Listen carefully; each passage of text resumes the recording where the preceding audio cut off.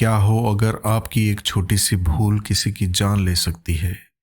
तब जब आपको लगे कि सब कुछ हाथ से निकल चुका है, तभी कुछ ऐसा हो जो आपकी सोच को बदल कर रख दे। क्या ये सिर्फ एक संयोग है या किसी अदृश्य शक्ति का कमाल इस कहानी में जो आपकी आत्मा को झकझोर कर देगी? साथियों, हम आपको लेकर चलेंगे एक ऐसे सफर पर जो सवाल उठाएगा, क्या ईश्वर सच में है या ये सब केवल मन का भ्रम है? आज की इस रोमांचक और रहस्यमय कहानी को अंत तक देखिए, क्योंकि इसमें छुपा है एक ऐसा संदेश जो आपके विश्वास और जीवन को नई दिशा देगा। साथियों, राजस्थान के ऊपरमलिया नाम के छोटे से गांव में राम सिंह नामक एक अत्यंत दयालु और भक्तिपूर्ण व्यक्ति रहते थे। उनकी एक छोटी सी दवाई की दुकान थी। हर सुबह दुकान खोलने से पहले वे बड़ी श्रद्धा से भगवान श्री कृष्ण की तस्वीर को साफ करते, धूप दीप दिखाते और प्रार्थना करते। उनके लिए वो तस्वीर केवल एक चित्र नहीं बल्कि उनके जीवन का सहारा थी। राम सिंह के मन में भगवान के प्रति इतनी गहरी आस्था थी कि वो हर काम करने से पहले उनका स्मरण करते थे। उनके जीवन का हर पल भगवान श्री कृष्ण की भक्ति में लीन रहता था। ये देखकर उनके बेटे राकेश को कभी कभी अचरज होता, जो पढ़ा लिखा आधुनिक युवक था। राकेश अक्सर अपने पिता से तर्क करता कि भगवान जैसी कोई चीज नहीं होती, सब केवल मन का भ्रम है। पर राम सिंह मुस्कुराकर उसकी बातों को अनसुना कर देते। उनके लिए ये आस्था उनकी जिंदगी का हिस्सा थी, जो उन्हें हर मुश्किल में संभालती थी। राम सिंह का बेटा राकेश, जो नए जमाने का पढ़ा लिखा युवक था, अपने पिता की इस भक्ति को देखकर अक्सर तर्क करता था। साथियों, आज के समय में ऐसा क्यों हो रहा है कि हमारे पढ़े लिखे युवा अपनी संस्कृति, परंपराओं और मूल्यों को भूलकर उन्हें अंधविश्वास मानने लगे हैं? अक्सर देखा गया है कि जब भी बात भगवान या ईश्वर के अस्तित्व पर आती है, तो आधुनिक शिक्षित लोग ही सबसे पहले सवाल उठाते हैं। साथियों, इस बदलाव का मुख्य कारण हमारे शिक्षा तंत्र में छिपा हो सकता है। शिक्षा का मकसद केवल विज्ञान और तकनीकी ज्ञान देना ही नहीं, बल्कि अपनी जड़ों, अपनी संस्कृति और परंपराओं की गहराइयों को भी समझाना होना चाहिए। लेकिन आज की शिक्षा प्रणाली में संस्कृति और आध्यात्मिकता को उतना महत्व नहीं दिया जाता। इसका परिणाम ये होता है कि युवा पीढ़ी अपने धर्म, संस्कार और परंपराओं को पुराने जमाने की बातें समझकर नजरअंदाज करने लगती है।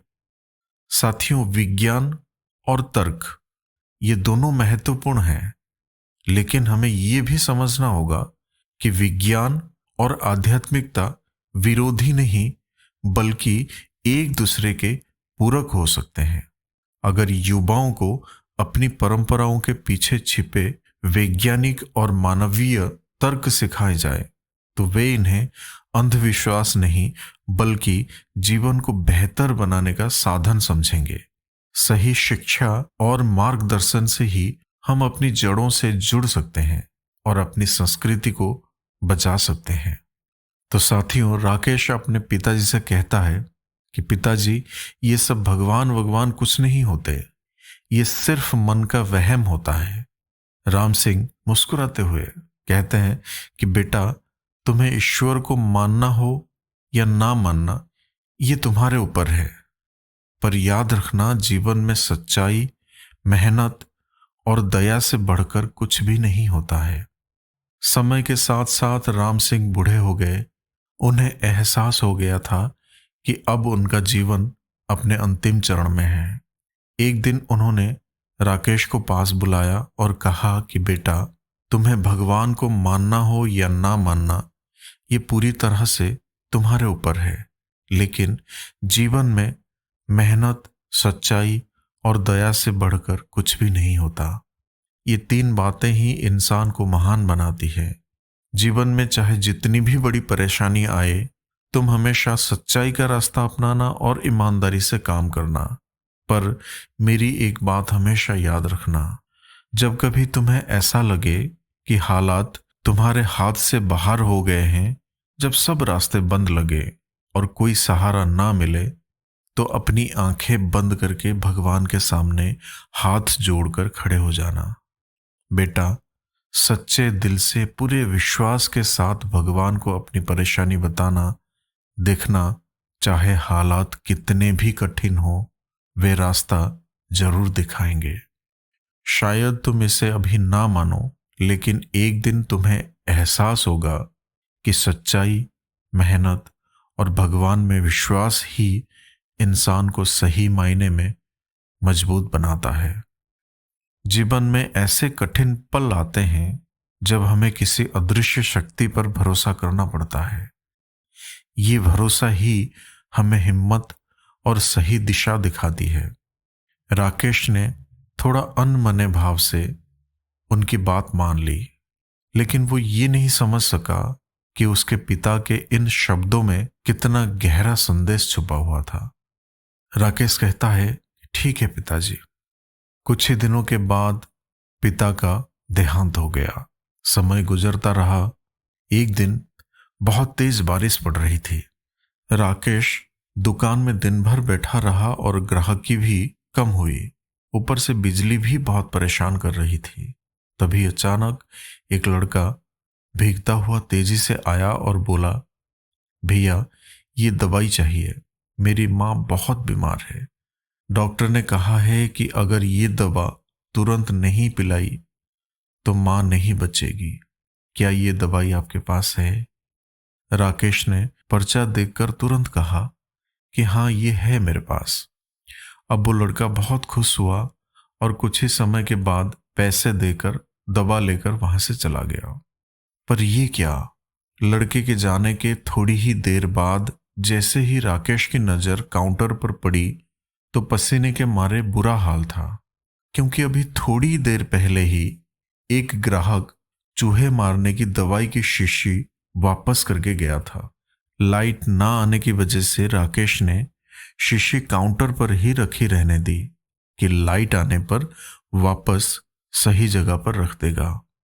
पर जो लड़का दवाई लेने आया था वो अपनी शीशी की जगह चूहे मारने की दवाई ले गया, और लड़का पढ़ा लिखा भी नहीं था। हे भगवान, अनायास ही राकेश के मुंह से निकला, ये तो अनर्थ हो गया। तभी उसे अपने पिता की बात याद आई और वो तुरंत हाथ जोड़कर भगवान कृष्ण की तस्वीर के आगे दुखी मन से प्रार्थना करने लगा कि हे प्रभु, पिताजी हमेशा कहते थे कि आप हैं। यदि आप सचमुच हैं तो आज ये अनहोनी होने से बचा लो। एक माँ को उसके बेटे द्वारा जहर मत पीने दो, प्रभु, मत पीने दो। भैया, तभी पीछे से आवाज आई, भैया, कीचड़ की वजह से मैं फिसल गया और दवा की शीशी भी फूट गई। कृपया आप एक दूसरी शीशी दे दीजिए। साथियों, भगवान की मनमोहक मुस्कान से भरी तस्वीर को देखकर राकेश की आंखों से झरझर आंसू बह निकले। आज उसके भीतर एक विश्वास जाग गया था कि कोई है जो इस सृष्टि को चला रहा है। जिसे कोई शिव कहता है तो कोई विष्णु, तो कोई ईश्वर, कोई सर्वव्यापी कहता है तो कोई परमात्मा। साथियों, प्रेम और भक्ति से भरे हृदय से की गई प्रार्थना कभी अनसुनी नहीं जाती। राकेश को समझ आया कि ईश्वर हर किसी के साथ होते हैं।